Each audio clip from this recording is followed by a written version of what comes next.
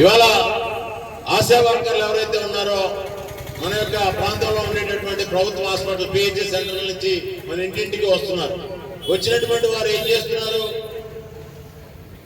మనకి కేంద్ర ప్రభుత్వం ఒక వ్యక్తికి 5 లక్షల రూపాయలు ఇన్సూరెన్స్ సంబంధించినటువంటి ఒక స్కీమ్ పెట్టింది.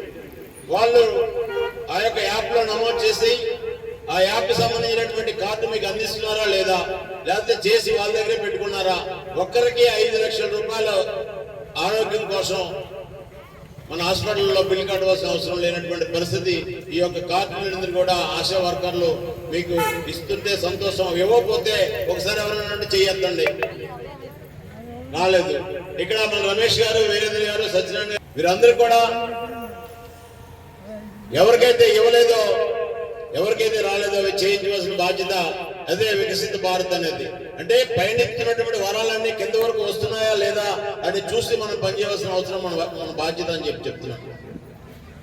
మన పక్కనే కూర్చున్నాడు మన మిత్రుడు జ్యోతుల రాజేష్ గారు, జ్యోతుల సీతారామూర్తి గారు. మన అందరికీ తెలిసినటువంటి వ్యక్తి.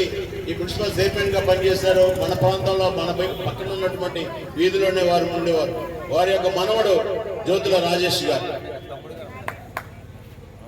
గత ప్రభుత్వం టైంలో కాకినాడకి 38,000 ఇల్లు కాకినాడ సిటీకి కేంద్ర ప్రభుత్వం మంజూరు చేసింది.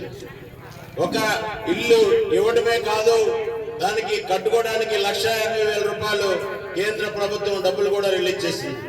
ఆ ఇల్లు ఇవ్వడానికి కావాల్సినటువంటి స్థలాలు కొనుగోలు చేసినటువంటి భూములకు కూడా ఒక ఎకరానికి 25 లక్షల రూపాయలు కేంద్ర ప్రభుత్వమే డబ్బులు ఇచ్చింది.